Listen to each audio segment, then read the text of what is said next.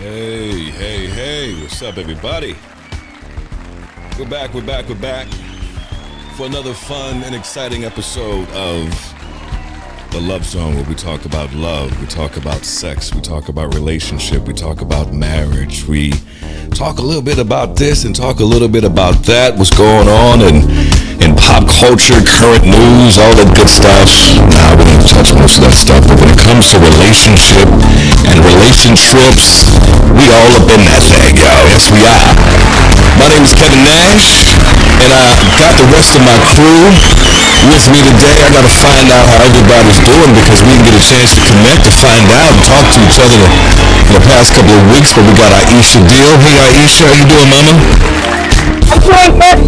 I'm doing good. Okay, that's better. The audio got all crazy for a second. Oh really? It still is. It's loud and it sounds scratchy. Okay. All It sounds right. like it's the first time we did this show. Well, let's talk to Dr. Clardy and see if he's getting the same deal. How you doing over there, brother? Hey, what's going on? What's going on? Yeah, I'm getting the same vibe too. I'm good. Can you hear me? Oh, you want to hear me? I hear you loud and clear. Listen, nothing changed since the last time we connected, so I'm not too sure. Nothing is good. It's just Kevin. Oh, I'm all messed up. You can't hear me clearly at all, right? Is that it? Oh, well, that's not good, guys. That's not good. I'm trying to go out and come back. Well, no, we're not going to go out and come back. I'll tell you what we're going to do. Just have the people groove out to this wonderful Love Zone music in the background, and we'll do it that way, and we'll see if we can fix this audio issue. Phone line's already ringing off the chain, so if you can't hear me, I know the audience can definitely hear me. Here's the deal, Sounds everybody. 310-910-9676. Choose option number 2 to get through. We got a very, very interesting guest with, I would say, he has somewhat of an interesting mandate, purpose, and calling upon his life. You know, you've heard of people ever, like, you paying someone to get your ex back?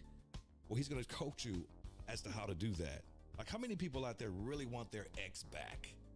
You might be lonely right now, right? Due to the pandemic, you're stuck in the house, you can't go anywhere. You're like, gosh, man, it's hard to meet people right now. You know, I don't want to exchange fluids with no one new right now. You know, like I want that old fluid back. I can't. Not that old fluid. I'm not doing this with y'all today. Right. Not this day. I want the old fluid back. You know what I mean? I can't exchange new fluid right now. Nah, not with all this stuff going on during this pandemic. So if that's your issue, you've come to the right place tonight. And of course, you've landed on the right show. So we'll come back and figure out this audio thing. Phone calls again are welcome. Again, 310-910-9676 and choose extension number 2 to get through, and we're coming right back. Don't move, keep it right here. It's the Love Zone.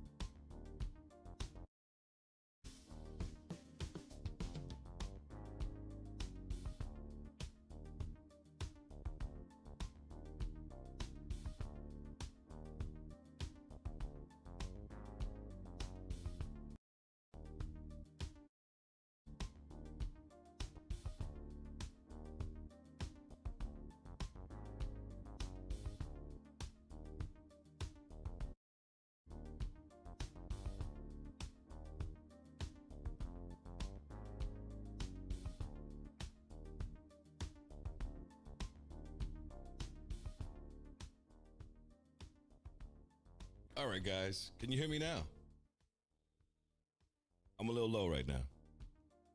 Listen, I swear I did not make any changes to the audio at all. I just kept this board right the same. So I'm a little confused. Hold on a sec. We're still on break.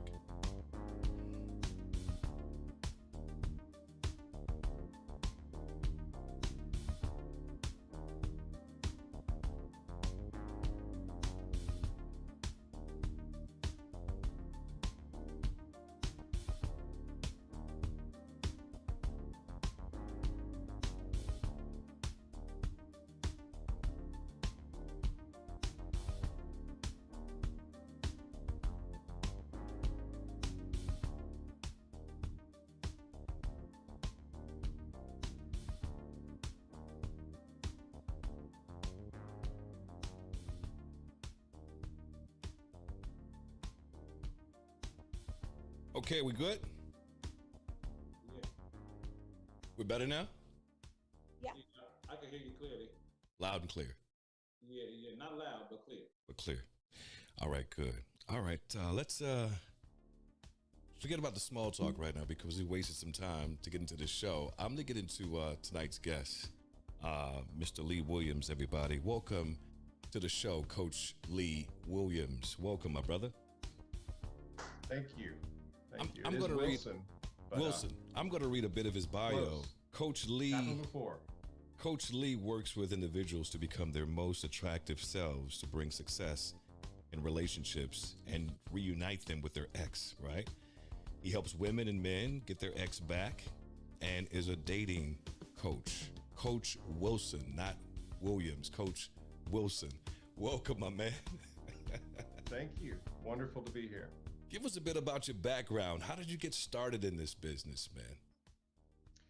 Well, I was originally hired to be an internet marketer. This was back in the late 90s, and the internet was so new, they said it can't be a full-time job.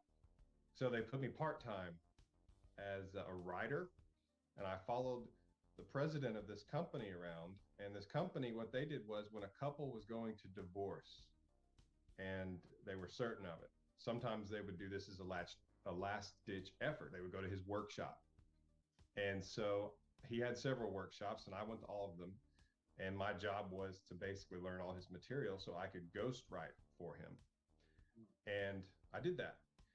And one of the marriage coaches, terrific human being, developed a terminal illness.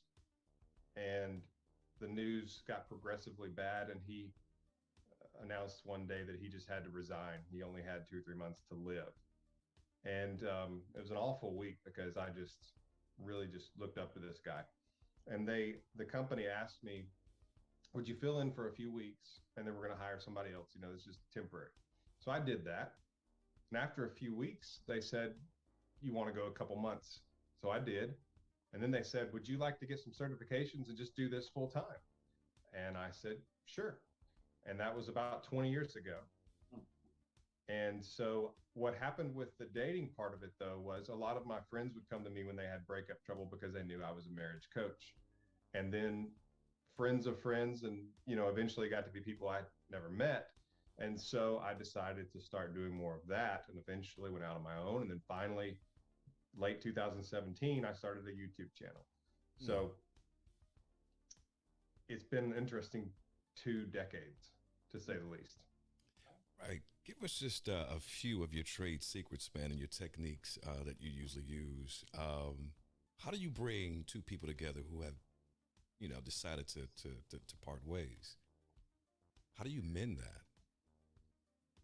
Well, a lot of times, if we're talking about a good relationship that suddenly went south, then what usually happens is one person, the person who does the dumping, is feeling control. Okay. And the person who's being dumped is feeling loss. And so basically one of them is a dictator and the other one is helpless. Okay. Right. And so the person who's helpless, if any of us were in front of a dictator and he had the power to take your money, take your house, put you in jail, kill you, do whatever he wanted, and you had absolutely no say or no control, all you could do would be to beg for mercy, which is what a lot of people do. Most people who come to me or tell me their story, when they were broken up with, they begged and pleaded, please don't do this, please come back. And so the person who's in control is being treated as though they would be doing the other person a favor. And nobody wants to be in a relationship with somebody because they're doing them a favor. So the whole frame is out of whack. And that's the first big problem.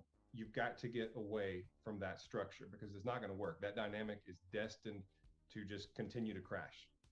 So getting the person who's been broken up with to, they're not taking control of the other person, but they're taking control of themselves. Okay. And to some degree the situation. And what can happen is that the other person, a lot of times at a breakup, they feel that they are more attractive, even if, people always deny that. No, that's not what I felt. Then I ask them a few more questions and finally they're like, okay, yeah, all right. I broke up with them. So I felt like I was, a little bit higher on the totem pole of attraction. And the person who's being dumped feels the opposite. So when the person who's being dumped does not act like they are less on the attraction scale, and they don't beg and plead and pursue, and they just kind of disappear, then the other person has the opportunity at least to feel some loss. They were feeling control, but if the other person is not acting like they're supposed to, if they're really less attractive and all that, then the other person can get to feel some loss and at least give it a fair look. Because a lot of people, I get to speak to people who do the dumping. Of course. And they actually have the idea that they can get this person back whenever they want them because they were the person who did the dumping, who did the breaking up. And so there's kind of this, it's inside, it's more of a, it's not necessarily they're putting it into words like that in their head. It's more like just a gut feeling, that this person's just kind of always, if I ever wanted to, they're in backup plan. If this doesn't work, because you were in the role of being the dumper. So it's all just messed up. And when you don't act like the lower person in this, you don't beg, you don't plead, you don't contact the other person, you give them the breakup because that's what they think that they want. Yep. But it's all a concept. Gotcha. They haven't felt it. So that's step one. I think I got it. Can I? You, Kevin? Yeah, huh? Is that you, Kevin? I'm not the dictator. No, I'm not that. Yeah, no. I never want to put myself in a position of being the Lee, dictator. I was interested in. It seems like what you've had to say thus far is about unilateral breakups, right? Where one party, wants to break up and maybe the other doesn't. I'm wondering, does your work really cover sort of like bilateral breakups where these are maybe sort of more mutually agreed separations? And I don't know, does your work sort of, how would you think about the transition, from say like a romantic relationship to like a friendship space? Because, I'm so excited that you're here with us. I have a lot to say, about breakups and things like this. But I don't even like using the word ex, right? I don't really like calling former partners exes, right? Because it seems like there was this sort of, I don't know, disdain or this, I'm attempting to cancel them out of my life, right? You get an X on a test or something like that. Justin? I call them former partners or people whom I used to relate to, or, It's a long title, man. I ain't got that much breath. I think that's violent, in some ways, but I could say more about that. And I think that using language of exes kind of has us ignore that sometimes relationships transition from one mode to the next. And so I don't know, I think like relationships, breakups, right, needn't signal the end of a relationship more than it might need to signal a transition in the kind of relationship. And so I don't know, like it's interesting when partners become friends, I don't feel like I've lost a relationship more than I feel like the relationship that I had has changed. And I'm wondering, whether or not, me and my partners coming to the table and agreeing to have a separation maybe impacts that in any way. Well, that's what you mentioned is quite a bit different than what most people do after a breakup. I know that doesn't come as a surprise to you to hear, but usually there's multiple factors that make it difficult for most people. They see that as just something that they can't do. First of all, if there's a new partner and I'm hanging out with my ex-boyfriend or ex-girlfriend, usually that doesn't fly. So for a lot of people, they can't handle that. The other thing is, there's always sort of at least it can happen where one person wonders, did they still want to be with me? There's always the potential for that to be there, which can make things a bit awkward. There can be some thin ice sometimes. But I really like the way you described that, because there are some wonderful people who I've dated in the past, who I wish I still had contact with. But there's one, I'm thinking of a long time ago, who is a celebrity, and the person she married will not allow any contact with me, which that's fine. I think that my wife's probably happier that that's the case. But I wish that the world wasn't as complicated. I think that there's a lot of people who would agree with me, because you are in this intense relationship, this family, really, with this person, and then it just comes to an end. It's a lot like a death. It is. Absolutely. Exactly what it is. Yeah, I absolutely hate Your way breakups. is more humane. Yeah. And it's.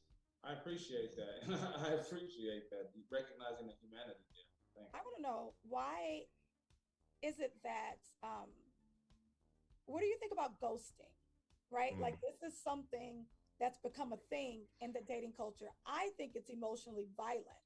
I think it's a form of abuse. The fact that it leaves the other person so lost and so broken, and you choose, now abuse is different. I always give that except with abuse. But for the most part, why is it that some people can't just say, I don't want to do it anymore, even if it's not a committed relationship, just dating someone? Why in this day and age do people not break up with using the words, but they choose to ghost instead? Like, what is that? 'Cause I know you see a lot of it as a relationship coach. It leaves people traumatized. Well, I'm going to sum it up in describing another situation in life, and it's become something that our society has immatured to. Yeah. And the example I'll give is, I had a loved one who's in the hospital who's dying, and another family member, not my immediate family, decided that he was done. This is the last visit he was having with this person. And he told me, he said, I don't want to see him die. I don't want to see any more. I want to remember him this way. And he left. And at the time I understood, because it was very difficult. But at the same time, he left him alone to die. I mean, we were there, but I'm saying, he just disappeared. And yeah, it was not pleasant. It's horrible to watch a loved one die, to be in the hospital and know it's maybe a day or two and he's suffering. But to just leave because you don't want to deal with it, you don't want to see it because it's difficult. Yeah. You are doing this person a disservice, because it's when you're in a relationship with someone, be it family, friend, or husband or wife, boyfriend, girlfriend, whatever it is, you are not guaranteed only beautiful moments with them. And he, in my opinion, he walked out on him really when he needed him. So when people ghost, it's usually, I believe it's a very immature thing to do. And it's when they don't want the inconvenience and the awkwardness of having to have that conversation. And so they just, something we can do today is just block people and disappear and feel like we don't owe them that explanation and they'll figure it out. I think it's colossally immature. It is. But there's another way. Whether or not you think that, like, this kind of conversation to maybe finalize or get some closure from a relationship is owed to anybody. In particular, like, what about women who may be in relationships where they don't feel safe, right? But you did say abuse is different. Okay. It's the exception. Well, but I mean, I think we can go back, if I could, too, because I think there might be another perspective that we can, kind of look at when it comes to ghosting, because I just recently heard this. They had a show, a medical show on our network a couple of weeks ago, and they were talking about depression. And one of the things that when people are, become depressed, they isolate themselves too, because they don't want that other person that they love to go through what they're going through. And it takes a lot to kind of make a person understand what they're going through, that they can't really articulate what they're actually going through, you know. So it could just be a bout of depression where they just want to be to themselves until they get out of this, you know, just out of this dark space, you know, this funk cloud that they have been in for months, you know what I mean?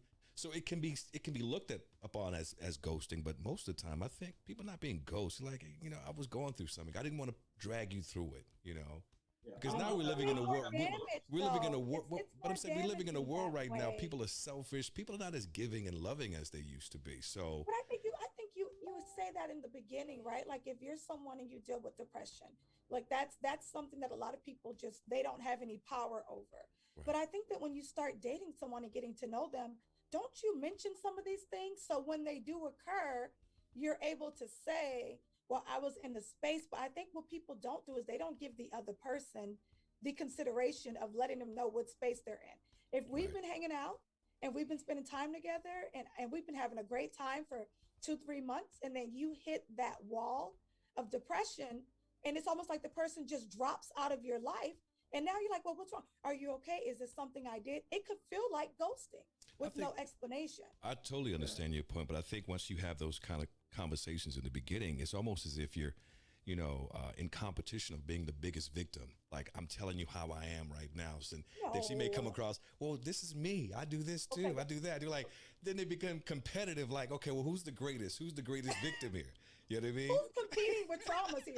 Right. You know what I'm saying? Your trauma can't outbeat my trauma. He's like, you know, I deal with depression. So every now and again, I just have to clock out and isolate. You know what I mean? And some women, some men may understand that.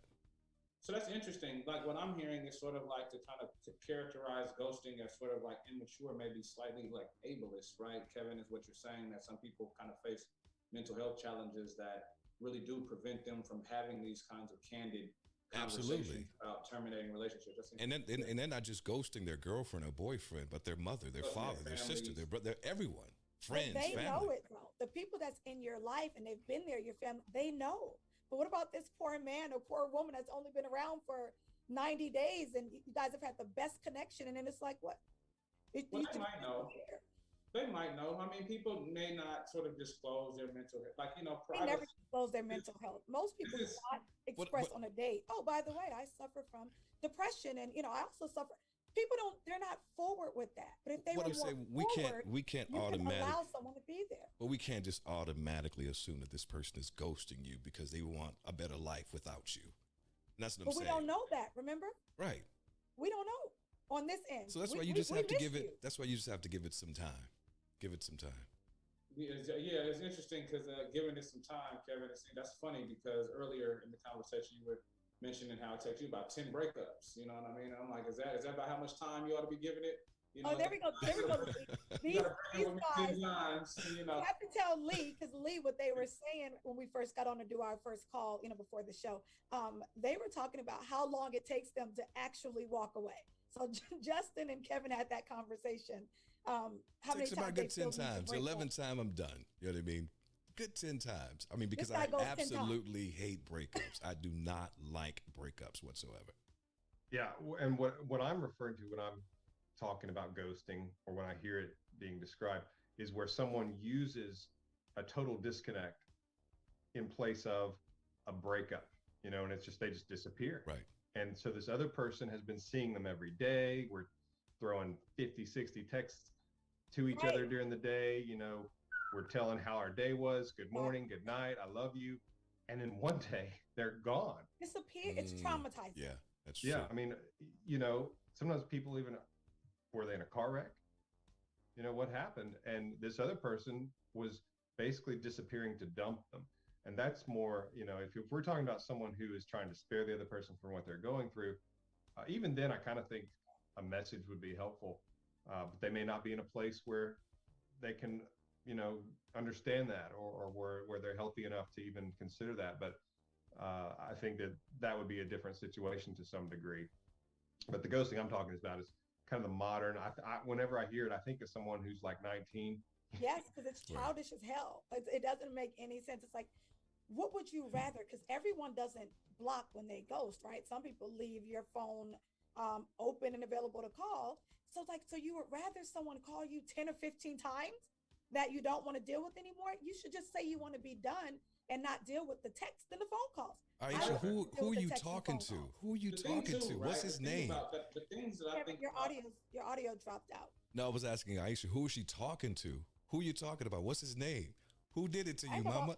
Listen, Lee, I'm a healthy relationship educator and I'm a domestic violence counselor. So I talk to a lot of men and women about ghosting and about breaking up. And it's sad because I don't necessarily think you have to torch a bridge just to be done with the relationship. Like you said, Justin, you can be transitioning into friendship. You don't even know. You're just beating this poor person up emotionally and you're treating them like they're not human. And it makes me think about, like whether or not we think there is a certain threshold that relationships must achieve before ghosting becomes a problem. Because I think about the online dating culture right now, right? And I mean, here you may sort of be having text-based conversations with folks, maybe sometimes for weeks or a couple months, this, that, and the third. Maybe you've met these people in person, maybe you haven't. Do we think that ghosting is different in those contexts? I guess I'm thinking about where do the obligations that we have to communicate ourselves to other people come from, right? Is this just because I think a common courtesy, right, is something different than failing to do what is owed to somebody, right? I think common courtesy is a little bit more like about niceties and being nice and stuff like that. But I think that I think that's a difference in sort of like honoring your obligation, right? Like such that if I do ghost somebody, or if I have ghosted somebody, I've done something like morally wrong, right? My character is now in question, right? And why can't it just be the case that, hey, the relationship just wasn't that deep?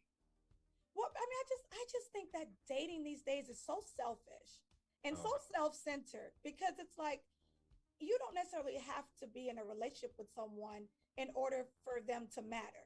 And so basically what we're saying is that, well, unless we were in a full-term, full-blown relationship, if I walk away and don't call you again, I don't owe you nothing.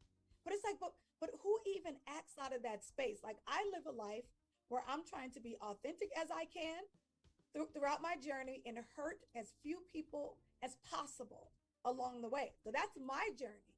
But I don't feel like it takes anything from my life to say, well, listen, I'm not romantically interested in this, but I think you're an amazing person. I would like to be friends. What am I losing? I'm not losing anything. So it's like, why is it so selfish and self-centered? Because people, I mean, especially selfish and self-centered.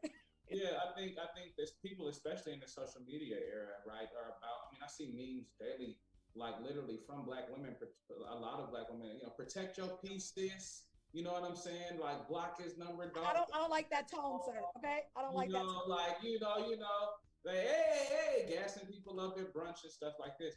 I mean, especially as we're approaching the summer, right? Like I've seen so many toxic memes being shared by some of my counterparts. So I don't know. It is interesting. I think there's this delicate balance. I think between protecting one's own peace and also kind of being an honorable person, a person of a worthwhile character. I don't know what that balance always looks like. I, like everybody else, on this call, I prefer to be communicated with as well. Treat people like they're human. Like what the heck?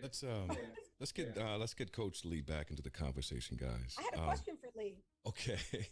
So Lee, my question is, okay, so I'm in a relationship, right? And it's not working. And I don't know how to break up. Is he watching the show? Exactly is in your breakup kit.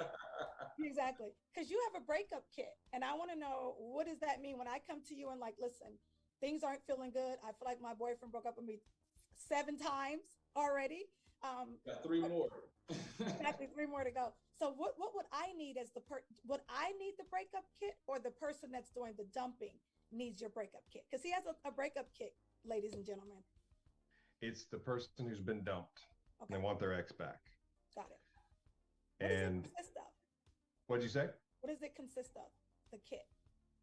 It's videos of me, and I'm explaining basically what's going on and what's going on in the mind of your ex, why you feel the way you do. And I explained some of the things that we talked about earlier, where the frame, you basically got the person in control and the person who's losing, the person who's feeling the loss, and how that dynamic has to be switched or flipped, at least neutralized, Yeah. and a lot of strategy on getting an ex back. And then when the two of you do start talking, because you'd be surprised if you just respect someone's decision of breaking up with you. And that doesn't mean that you have to do it right away. In other words, when you're broken up with on that day, it's perfectly natural to say, no, we're good for each other. Why? To give a little pushback and to say, I think we're great for each other.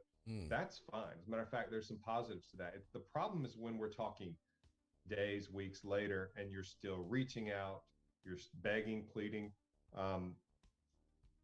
I have a lot of interesting stories about what people have done to try to get the other person back. A couple of them are pretty funny. You know what I did? I have a story about how I tried to get someone back when I was younger. And he said I was being a stalker, but I was not, okay? We broke up and I was like, you know what? I want to let him know that, that I care and I want to work this out. So I went to his college. I knew where he parked his car and I put flowers on his car. Yeah. And then he told me, obviously he's now the father of my daughter, but I'm just saying at that time, he acted as if my gesture was me being a stalker. It's not. That's a really sweet thing to do. It's not crazy like some of the stories I have. I think you'll want to hear these. Or I'll just tell a couple. They're short. Yes. All right. So one of them this was back when I did coaching calls. I'm taking a break from coaching calls, but this woman told me, she said, he broke up with her. She's devastated, and I was trying to calm her down, and I felt awful for her. And I said, well, what's happened lately? What's the most recent news on this? And she said, I had to see him. I was going mad. It'd been like a week. And she still had a key to his apartment. Oh, Lord. And I knew the story was not going to end well when she started with that. Yeah. So she said he went to work. And so I went and got his cat. I said, wait, you kidnapped his cat? And she said, I knew he loved that cat. And he would talk to me to get the cat back. If I had the cat. I said, so you held the cat for ransom. And you thought that would endear yourself to him? No, he called the police on her. And, he got his cat back, but he never wanted to speak to her again, because that's manipulative. It kind of makes her look pretty crazy. Yeah. So he, that was an unfortunate conversation. Most of the people I talk to, there's a solid chance that they can reattract their ex. But sometimes I have to say to somebody, I think that you are better off if you just try to move on with your life.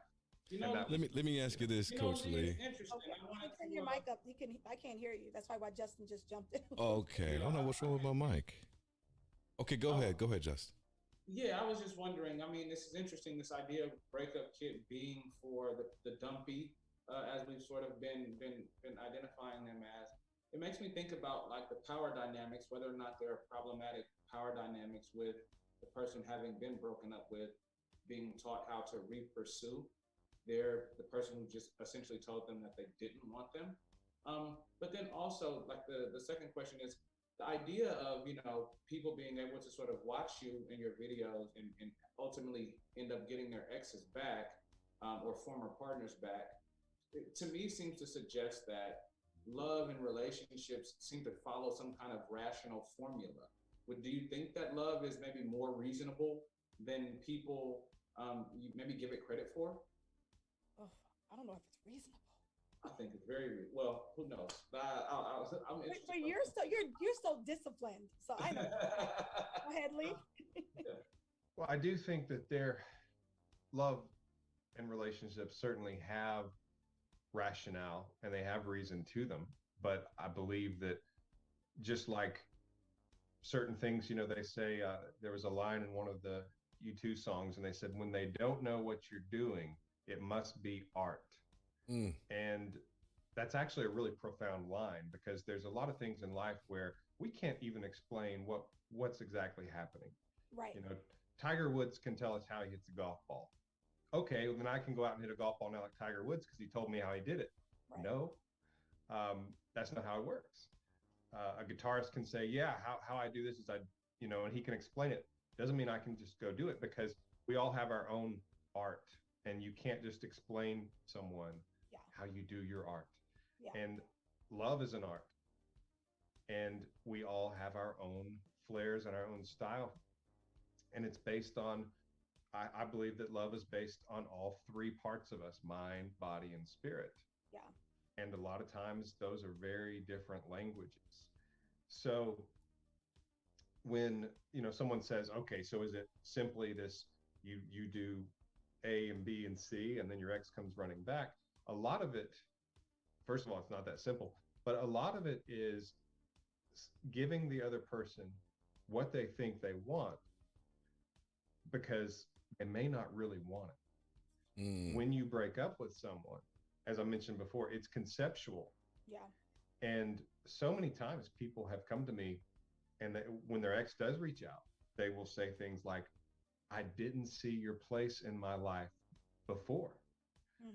And it was that silence, it was that disappearing, where they spent these days alone, these nights alone, where they could really see that this person is gone. My mom passed away 4 years ago. I feel her absence very strongly. Whereas before, we lived in different states, I didn't feel her absence as much, because she was at least accessible. It's a similar thing. I keep using the death analogy, and there's a lot to that.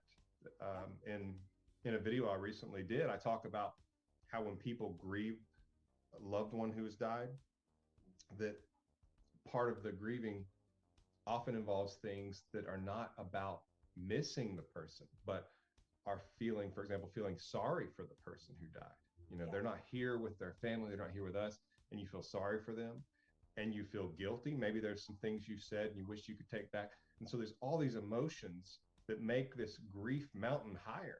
And the same is true with a breakup, because when you don't, you feel like you were just so in love with this person. Some of what you feel is loss. You've been rejected. Am I attractive? How could, or it's shock.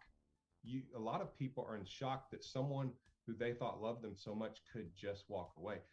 And so you have this very complex cake that is the breakup. And so now you're trying to make logic and apply reason to it, and it's difficult. But if you let the other person have the breakup, that's the only way you can know if they really want it. That's the biggest step of all. And really, in my opinion, and some people will even, I get a lot of comments on my YouTube channel, and there was an article in what is that, Metro, Daily Mail. I think it was Daily Mail. It's one of those, it's from the UK, and it's a big publication. And I just happened upon this one day. Somebody said, you're all over Daily Mail. I was like, what'd they say? The headline said, man makes, I don't know, money teaching people to manipulate their exes. That was the headline. Manipulate.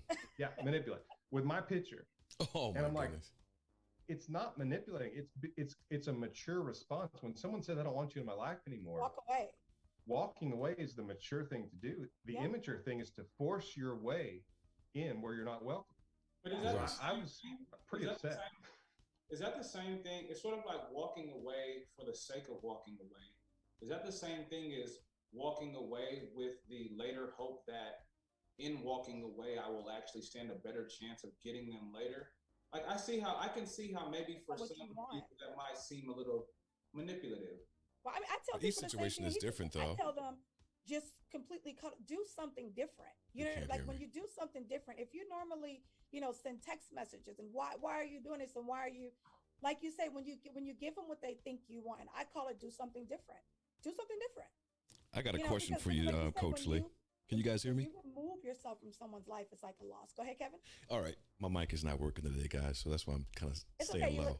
But listen, I am very interested in your program. As a matter of fact, we've been on for 30 minutes, and I've learned so much just by you speaking.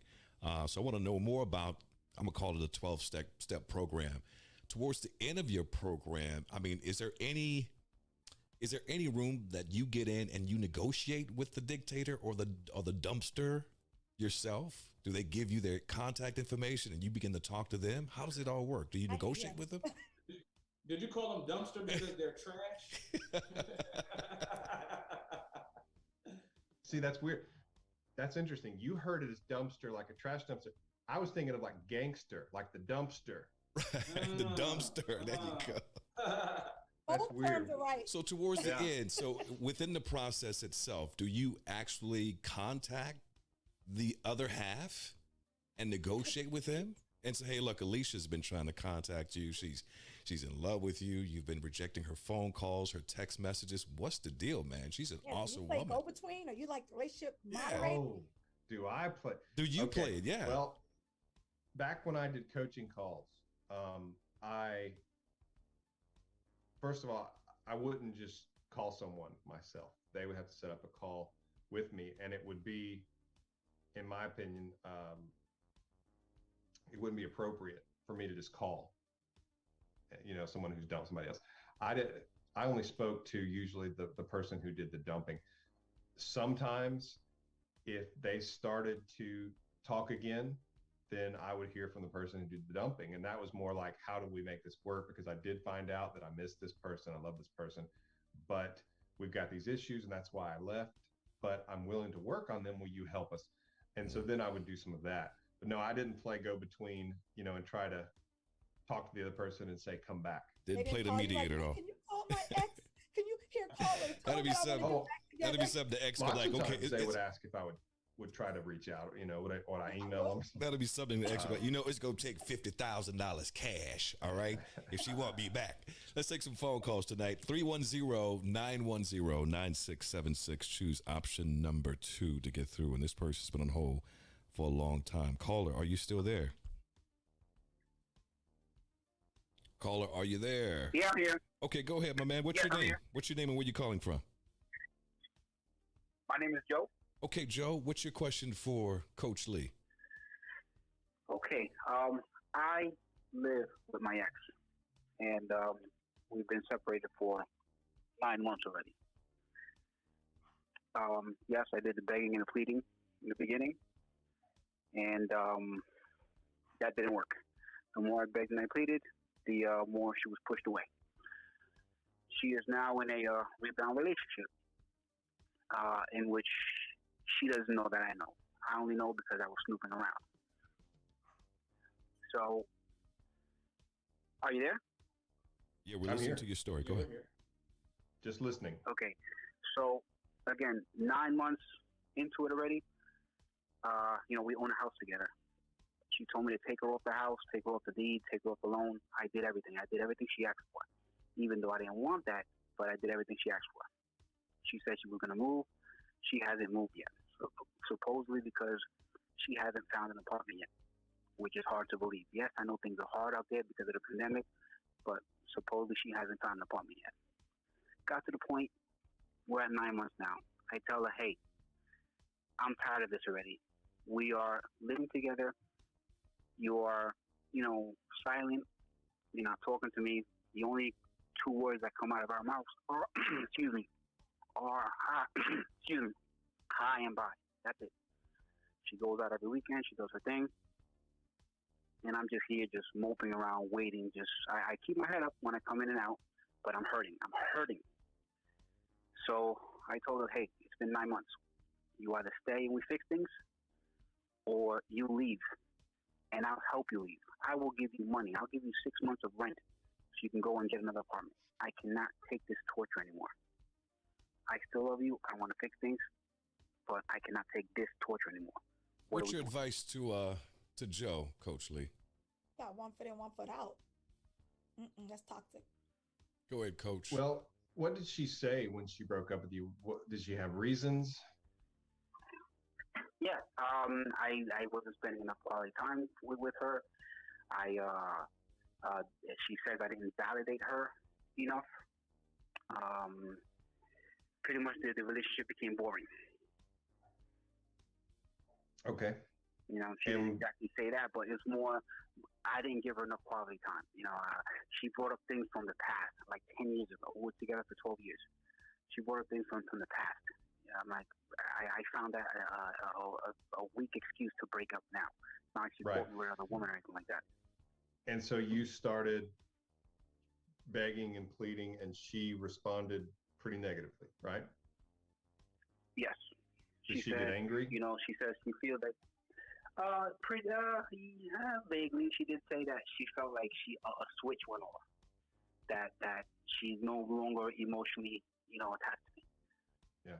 She loves me, but she doesn't want to be with me anymore. I left her alone. About 6 months in, I decided to go on vacation, by myself. She was concerned as far as where I went. Like if you're somebody who doesn't really care or we're over it already. I mean, I didn't say this to her, but like, what does it matter to you where I went? Okay. During the 9 months, have there been any slip-ups? Have you two slept with each other at all, or had any times where she acted like? Not at all. No. Okay. Nothing at all. She is just cold. It's like when she sees me, she like turns on this character. All right, Jason's here. Let me be cold. And she's not contributing any to the rent. Oh no, I'm the one that pays the house. Because she said she was moving out. Ever since we were together, I'm the one that's been paying the house. I pay everything. Okay. She pays the small bills. Okay. Well, and even now, she even offered to pay me rent. She has offered to pay rent. Yeah, since the breakup, and I said no. Take that money and you take it for your apartment, because I either want you to stay with fix things or you leave. Okay. Well, part of the reason, or I mean, at least a negative that is potentially keeping this from getting to where it needs to be, is you are in that way acting like her. Were you boyfriend and girlfriend? Is that what you were titled? Oh, we're engaged. You're engaged. So you're still acting like her fiance by basically paying for her living expenses, at least paying for her place to stay. First thing I would do is I would go to her and I would say, I'm going to take you up on your offer to pay half the rent, because she needs to start behaving and participating like an independent person. She should not get to live rent free from her ex-boyfriend, who she has said, I don't want in my life, she's in a rebound relationship as well. So that's the first thing I would do. Don't be cold or rude about it. Just, say, hey, glad to see you. I just want to mention something to you. I am going to take you up on that rent, paying half the rent. I think that would be a good idea. Just calm, polite, matter of fact, let her start doing that. That's one way of showing respect to yourself, which is an attractive thing. But it's also what you should do for you, because it kind of irritates me that she's living there and you're paying her rent. Same. And so. Well, I was also playing it. I was also playing it with the equity part. Thinking with my head. Even though that she's supposed to leave, we have a lot of equity in this house. So I'm like, all right, you don't want to pay rent. By the time I get rid of this house, that equity that's due to you is going to be reduced by those months that you weren't paying rent. That's why I kind of didn't push that note too much. Okay. I mean, so you're again. That's a part of the begging. That's a part of the begging and the pleading still. So when you're offering that, hey, like, we got equity in this home. If you leave, you're going to lose your portion. That's a part of the begging and the pleading. I think it needs to come to an end. Yeah. Stop. I think it needs to come to an end right now. I agree. And I also think that she's keeping one foot in and one foot out, and that's not fair. She's moving like a single woman. She's dating like a single woman, but she still gets to live under your roof and be taken care of. Like, no, I'm with Lee. Either she pays rent or she has to go. Give her 30 days, because you shouldn't be living in your house and feeling uncomfortable in the house that you live in. She said she wanted to go. I wouldn't even take her rent. She would have to go in 30 days. Tell your new boyfriend. Yeah, and Joe, and that 1 foot that's in is the foot that you've been holding on to. Yeah. Like a baby. Yeah. And I tried to no contact thing, you're holding on to her foot. I tried the no contact thing, but it's hard to do that when you live together. You know, it's hard to do no Right, contact. and- What I try to do is to be out of the house as much as possible. Well, That's listen, good. But you begged early on. It's good that you have made adjustments, especially if you try to do no contact. And when you're living with someone, no contact is more difficult. I have a video about that called strategic contact, where it's not reasonable to think that you can have absolutely no contact with them because you see them. They're living with you. But Right. when you're not initiating contact and you're living independently and that kind of thing, you can still get a lot of the desired result of no contact. But it sounds like, if you're familiar with no contact, that's definitely what you need to do and what you should keep trying to do. Otherwise, though, I would suggest approaching her, telling her you want her to pay the rent like she had mentioned. And another thing that I would do, you said that you know that she's in this rebound. I'm not suggesting that you try to make her jealous, but do you go out with friends, family, or even on dates or anything like that? I've gone out, yeah, and and trust me, I do not do it to throw it in her face. I just go out because I gotta go out. You know, that's it. Sometimes I go out, come back late at night. You know, that's pretty much it. Not as much as she's Okay. going out, but yeah, I do go out. well, listen, I don't think we can get through this, in a 5-7 minute phone call. You're going to need some counseling and some coaching from Coach Lee. So if you could, is there a way that, well, you're not even doing any more phone coaching anymore, right? Coach Right. Lee? But Yeah. he has the kid. This is where the Got to kid get the comes kid. in. The kid comes in. Yeah, you got to get the kid. Oh, I bought your kit. Oh, you got I'm the doing kit? everything on it, but it's still not working. It's the no contact. You know, like when we see each other, high Right. five. I keep the posture, and then that's pretty much it. Well, you may need to call me then, because I got some other advice for you. I'm telling you. And mine may not be as polite, you know what I mean? But I'll be the one keeping Take you the shit strong. I'll be the one keeping you strong throughout the day. Like when you feel weak, you call me, man. I'll give you a few expletives. You did what? Kevin Hey, done come speak on, some life man. into you. Like what? Come on, brother. You better than that, man. You are valuable, Joe. You are too Yeah. valuable to be going through Don't this, let her man. treat you like you have no value. Right. You are You're a too human being, valuable too. to go through stuff like this, man. You got a home with equity too? Come on, man.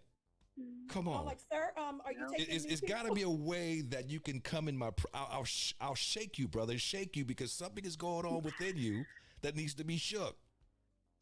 You know, but Yeah, you have to wake confidence. up. It's just confidence. You have to wake up, man, from this nightmare, and that's Lots all of you moments. have to do. Just wake up and realize who you are.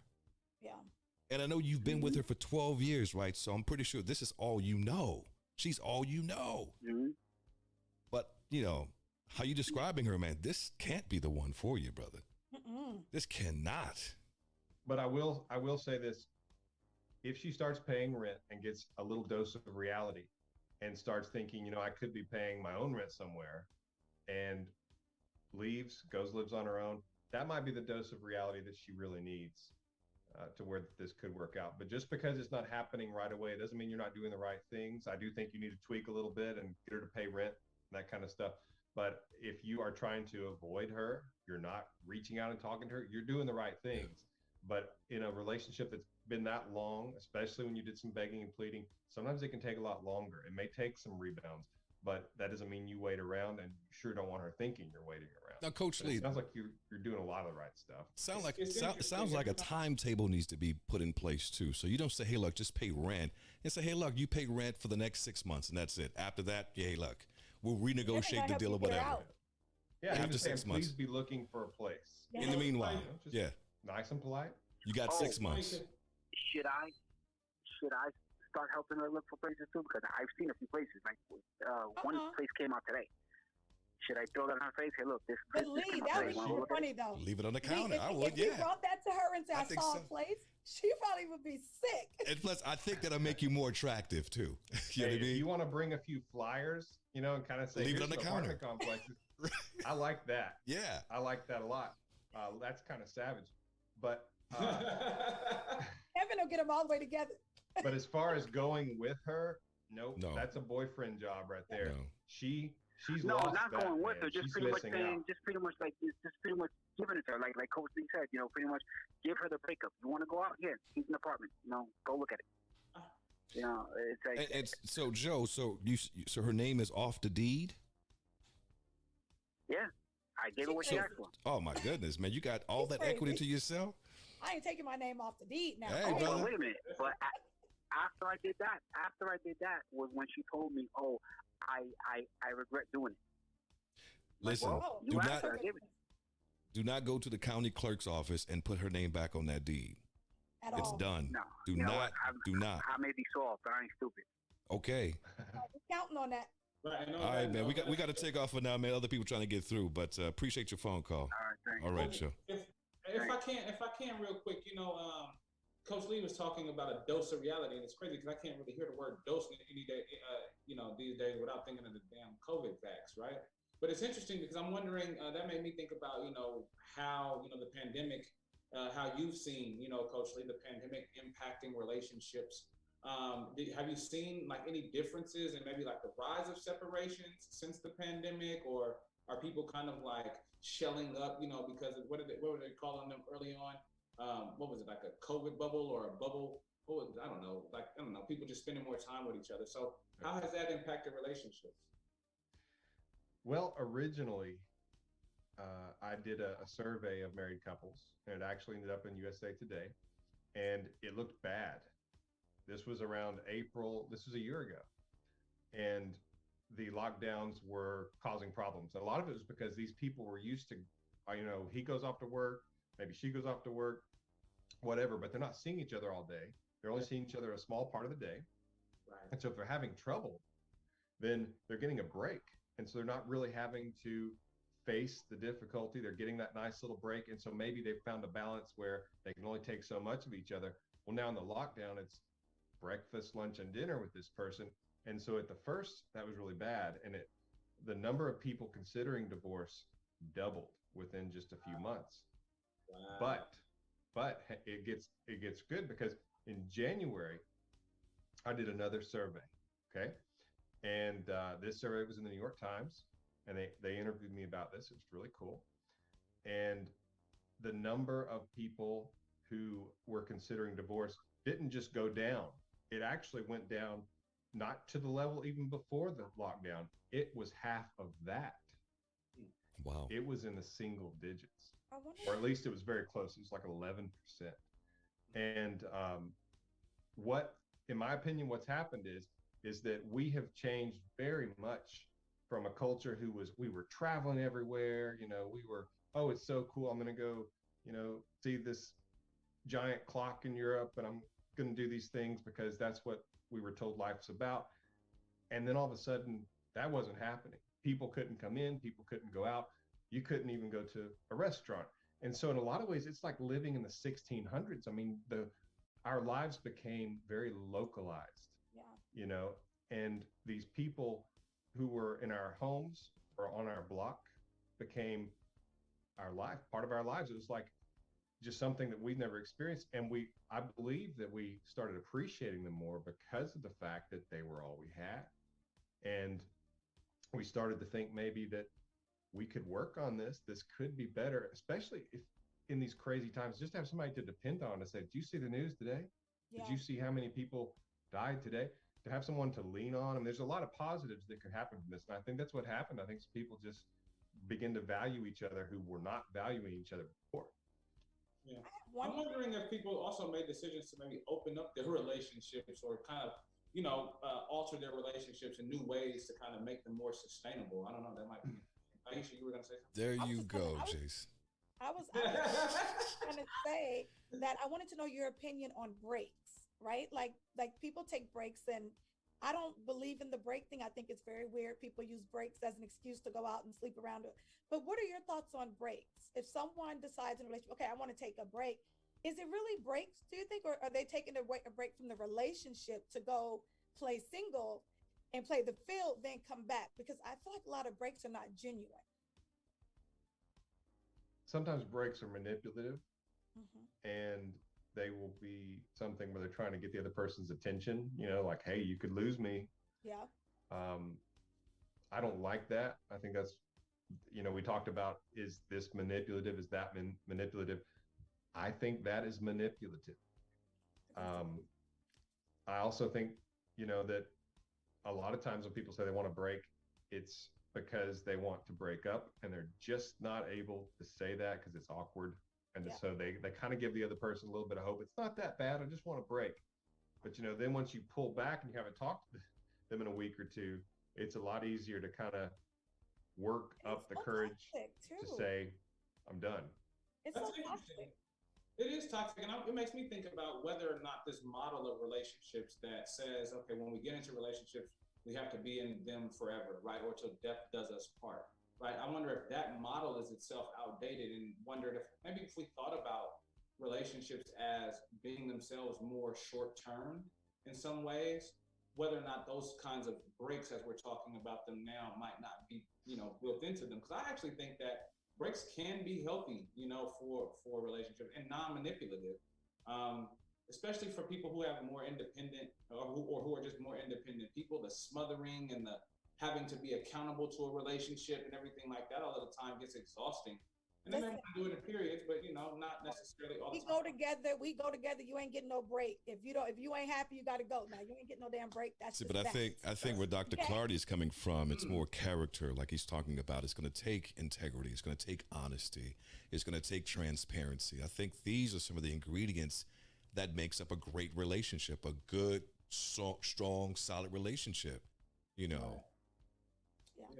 And I think, yeah, I don't know, man. Like, there's something about somebody not giving me a break that's terrifying. I mean, I was an athlete for a very long time, and we would have practice. And I, played for one of the more reputable coaches in Southern California in high school, DeJuan Hurt, the late DeJuan Hurt, rest in peace. And, even in the hardest practices we would have, guess what? We'd have a break, right? I mean, I think that there's sort of like a certain kind of keenness that is required to be mindful of what the body can endure, right? Okay, I see where you're going with it, Justin. You're saying what my person can endure. The space. Yeah, you would. So you wouldn't even need space if people knew how to give each other freedom in a relationship. So yeah, some people may want to take a break as a breather, but I don't think that people moving with that much integrity. I think the break is to go out and dip into a few things, dip it and do it, and then come back. It's funny. Doing it. It's not always like that, Aisha. That's like, it is not always like that. I feel like some of my ideas are often met with like, oh, people don't really have that much integrity, and I'm just have a lot of integrity. This why I'm a pessimist. You know what I'm saying? It's like, it's just like, Let's take another phone call. Caller, you there? Hi, how are you? We're pretty good. You're on with Coach Lee. Go ahead. Hi, thank you for answering my call, Coach Lee. I actually almost watched every single YouTube video that you provided. Hello? You still there? Yep, can you hear me? Yeah, go ahead. I can. Yeah, I heard you say you watched most of my videos. Yep. So I'll make this short. I got out of a 4-year relationship in August.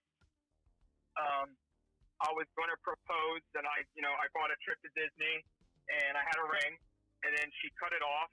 And the reason why she cut it off was because of two things.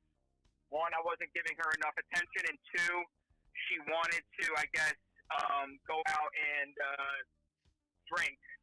I'm not a big drinker, and she knew that would make it uncomfortable for me. So I said, okay, go ahead. So I went no contact, and she contacted me back in April, like a few weeks ago during Easter time, and she's asking how I'm doing, yada yada. But now she wants to be from what she has said, she wants to be a part of my life, not because of getting back together, but because she's worried about my mom who has stage 4 pancreatic cancer. Now, I don't want to be manipulative and put my mom on a pedestal and say, hey, you can't be, this is still uncomfortable for me. It's not right that you left me because of my mom. But at the same time, they have a very close friendship and stuff like that. What do you think I should do in this certain situation? If it were me, first of all, what did you say when she said that? Well, she, I told her that I gave her the opportunity to talk to my mom. So we live 2 minutes down the road from each other, but so I gave her the opportunity to do that. But now she calls me every single day just to see how my mom's doing, not to work on their relationship. Okay. Bizarre. Yeah, and so this can be similar to when people will say, well, can we still be friends? Sometimes during no contact, they'll reach out and say, hey, I just wanted to see if maybe we could still be friends, we could still talk. And there is a school of thought that you would say, absolutely not. I don't accept friendship. Don't contact me unless you want a relationship. And I don't agree with that. The friend zone, it's not black and white. It's not always obvious. And I even tell people, look, if I were in that situation where they said I still want to be friends, I'd be like, okay, sure, yeah, that's fine. I mean, whatever. I wouldn't say whatever, but well, I'll talk to you later. Get off the phone. It's all about how you behave. Are you going to behave like a friend? Because a lot of times people just say that to be nice, or they don't want you to get too far away. But when you've said, okay, sure, that's fine, and you're not just jumping all over it, and you're not saying, well, let's go meet for coffee and just be friends and hang out, then you basically go back to where you were, and it's not enough for them, and it can actually be something that can get them back. I think that what's going on here is similar to that. I think she does care about your mom. She might be justifying it to herself as an excuse to get to talk to you. You have an opportunity here, and I know that sounded bad as soon as it left my lips, because I'm very sorry that your mom is going through this, and you have my best wishes and best hopes for her. Thank you. But welcome her calling and asking about your mom, and be okay with the fact that if that's all she calls and asks about. I would not extend the conversation to other topics if she doesn't do that. I would just how your mom is doing. Say, I appreciate you checking on her. It means a lot to me that you care about mom. And then you can just say, I've got to run. I'll talk to you later. And what can actually happen is that it's sort of like, have you ever seen the movie E.T.? I have, yeah. Maybe you haven't. But Elliot lays out these little pieces of candy to lead E.T. to his room, right?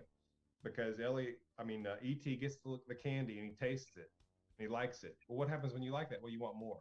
And if she likes interacting with you, which she must, she's going to continually want more, and she's going to realize that. She's getting her little piece of candy from you by calling you, but that's not going to be enough after a while. That's how we are as humans. We all have, people say, I have a very addictive personality, or we're all kind of that way. I mean, everybody's addicted to sugar. Everybody, when we like something, we want to get as much of it as we can. Yeah. And so I think that in the midst of this tragedy that's going on with your mom, though, I hope that she's able to beat it. I think that this could bring you two closer, and that in time she could begin to want more, or at least express wanting more. I think she does. I think there's a good chance she wants more right now. So it sounds like you're doing the right thing. I would not initiate contact unless it's pre-planned. Like she said, would you please call and update me Tuesday when she has her appointment? But I would not initiate contact when she calls. Talk to her about your mom, and then after you've updated her, you kind of have to hold her to her word. If she's saying all she wants is to talk about your mom, you update her on your mom, and you say, yeah, so that's the update. Well, hey, I'm going to get going. I've got a little thing I got to do, or I'm going to meet some friends. That's a good one. Something like that, and just politely end the conversation. Because if she wants more than just updates on your mom, that's going to push her to that sooner, or at least help her see that and get her to take action. So I think it's good actually that she's wanting to talk to you about your mom, and I think that she's justifying that because she does want to get to be with you and to interact with you, because I think she misses you. Oliver, you never mentioned whether or not your feelings about her. Do you want her back? How are you feeling about it? So long story short, I'm 23 years old. I'm very young. started dating when I was 18 years old, and we actually met when I was deployed to Afghanistan. I deployed twice, and we actually made it through 2 tours to Afghanistan. So, you know, if if we could go through that, and like we lived together at a very young age, I think we could go through it a lot. And you know, I'm not a huge religious person. I mean, I guess I am, but I just don't think it's a coincidence that, you know, we went through, you know, 2 combat tours. We lived, you know, we have the same religious beliefs, and we lived 2 minutes down the road. We had our families have a strong connection for it to end like this, I guess. You know, I think God has a way of working with things, and I think maybe this may be it. I mean, I'll be honest. We had problems. Like I'm not an angel in any way, shape, or form. But you know, I guess I went to the no contact rule, and it kind of helped me identify my problems. I fixed what I needed to fix. Maybe she's starting to realize that the grass isn't greener on the other side. So yes, I'm still willing to take her back, but I think things need to be worked on. First, I got to say, man, thanks for your service, my brother. Appreciate that, first and foremost. Absolutely. And sound like you want more and more contact with her, you know. Yeah, and then I'm sorry, I don't want to keep going because I know there's other people I want to call. But so let me ask you this question though. So what caused the breakup? Why did you guys break up? So I wasn't giving her enough attention, which was true. I wasn't. There was like a time where I just felt drained. I wanted to feel isolated, and like I just wasn't giving her the time. And a big one is that I'm not a big drinker. I barely drink. I'm a very health conscious individual, I guess, quote unquote. She wants to go out and be more social and go to bars and stuff like that. And she knew it would make me feel uncomfortable. So that's one of the reasons why. Is she's just like, look, I know it makes you feel uncomfortable, but I kind of want to do that. So that was a big reason. Okay. Totally get it. Can I just give one little bit of advice as a woman? Sure. Just be mindful, because women will keep one foot in that door and one foot out. You know, they'll keep you there as Old Faithful while they look for your replacement. So just keep that in mind, that we have that capability and we tend to do that often. So just make sure you're not the one sitting waiting for her to come back, because it feels like she definitely loves your mother, but she's definitely keeping one foot in the door too. Oliver knows he's the best. And you know you're the best. I'm sorry to keep going. Go ahead. That's okay. I'm sorry to keep going, but just one more thing. She has told me that she thinks about me a lot. She has sent, like, through Instagram, one of our like favorite places to go to was Universal Studios, and she has sent me like out of the blue, stuff from Universal Studios. She also has told me, after we broke up, I told her about the ring. I was like, you know, I was going to propose to you. And then she said, give it to me when we are ready. So, again, I don't know if it's, right, I don't know if it's like quote unquote breadcrumbing, I guess is the best term for it. Or, like, I don't, it's kind of like, I don't know if it's wishy-washy. I don't know if it's just mixed signals. It's one of those things where, like, you know, confusing. Yeah, sometimes women are so hard to figure out. I get it, my brother. But listen, so she can contact your mother directly. She don't necessarily have to go through you to find out how she's doing, right? Can she contact your mother directly? Yep, they actually text like maybe once every 2 weeks. So she has access to your mom, but she still chooses to go through you to find out about your mother. Just that one foot in the door.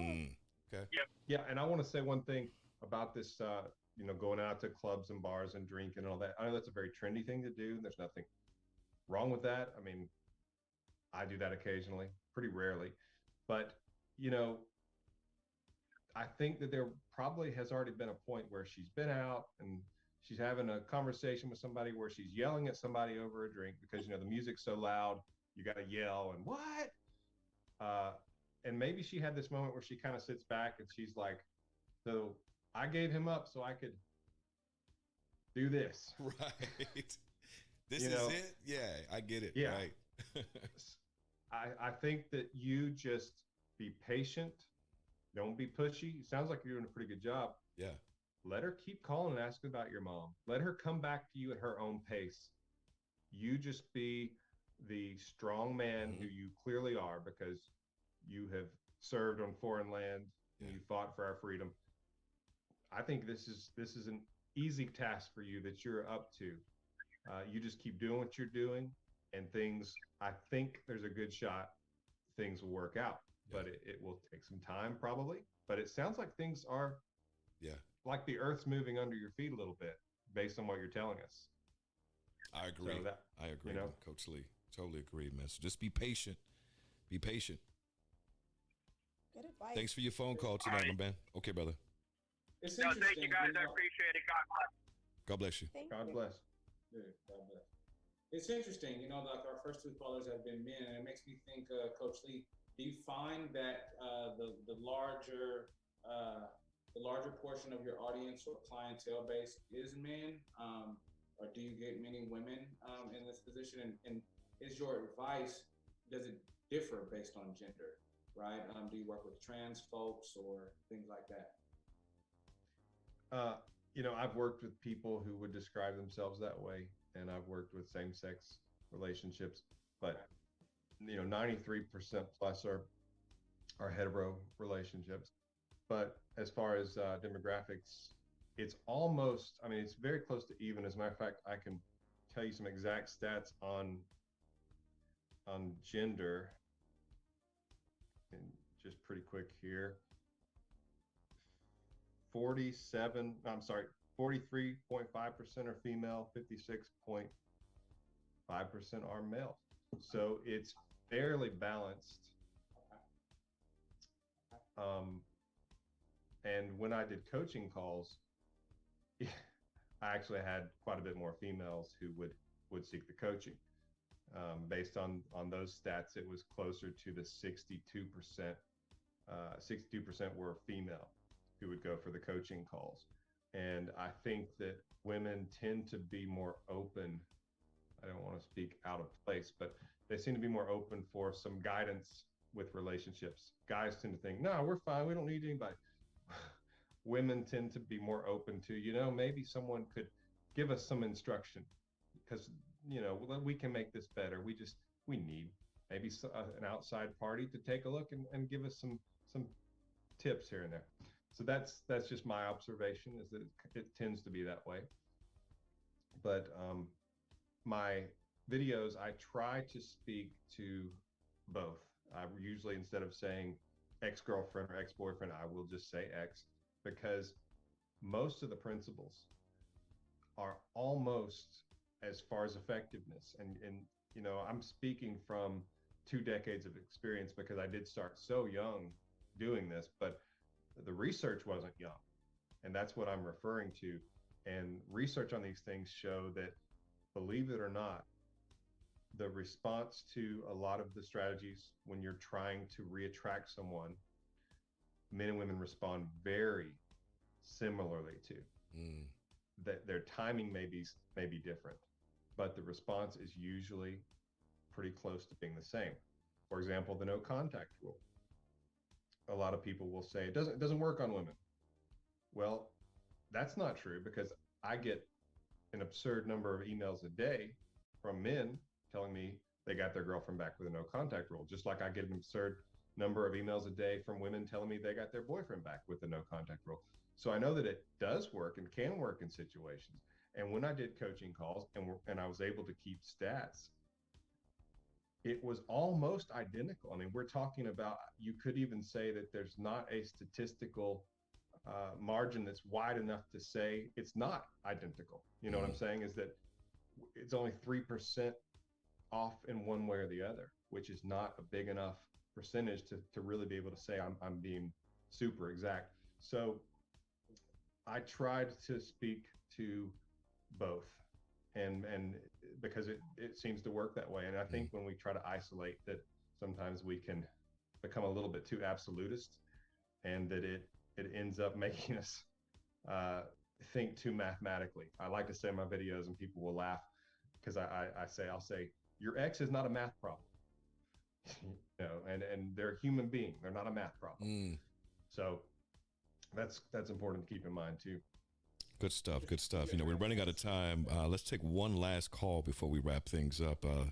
That no contact rule sounds a lot like ghosting to me. Hello, caller, you there?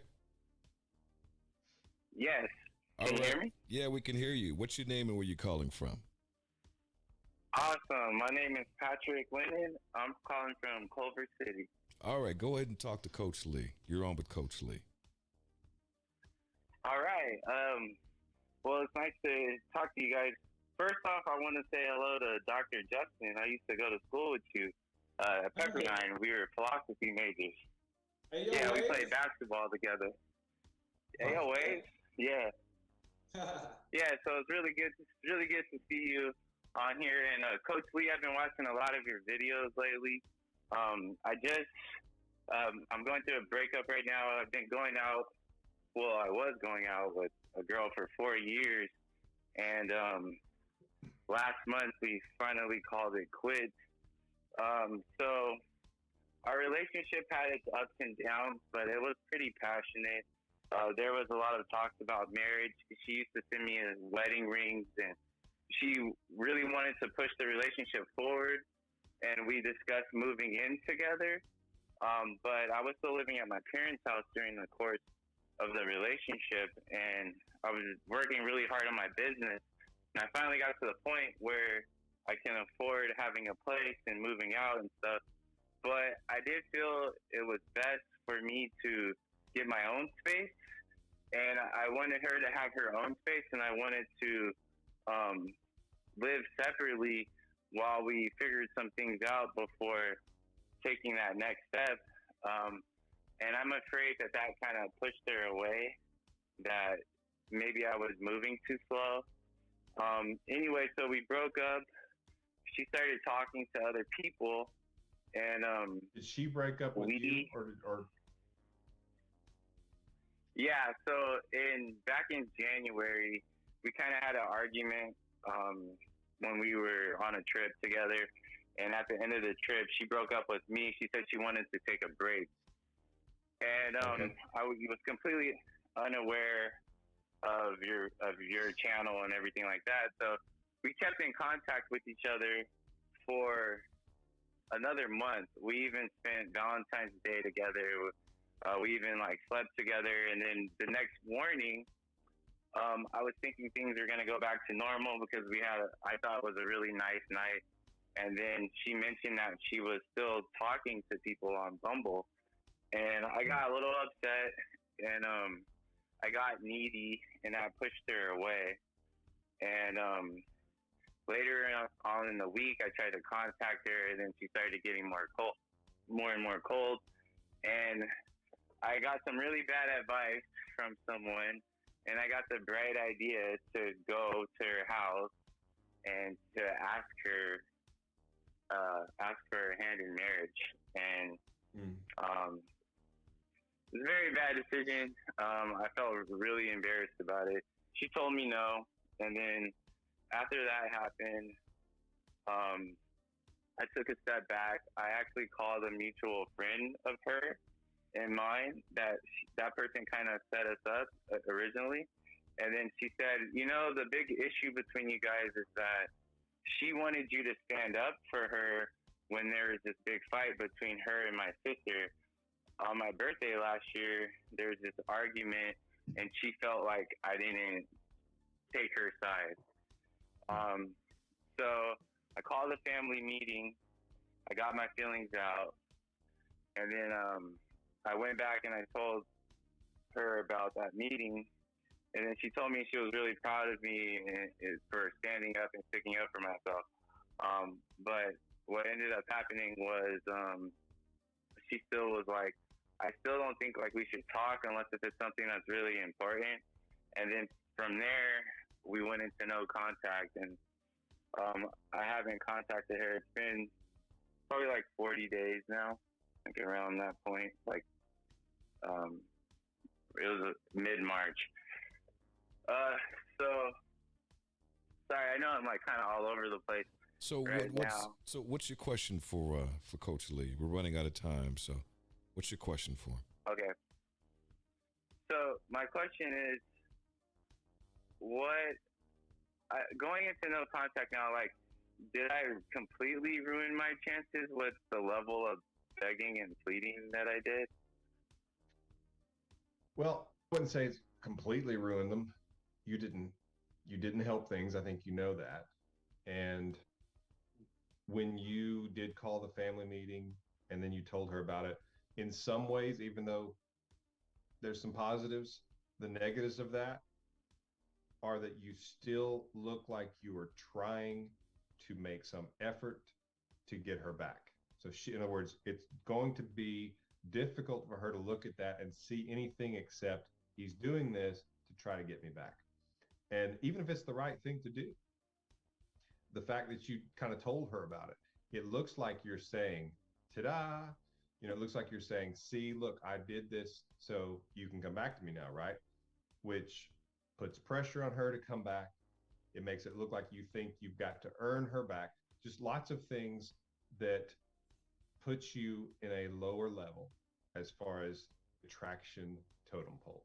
Now, again, they could be the right things, because sometimes if you were in the wrong, which it's difficult to say that you just did something terrible. I've heard a lot of stories, and sometimes I've told people, even if you two don't get back together, you need to apologize to this person and tell them how sorry you are and ask them to forgive you.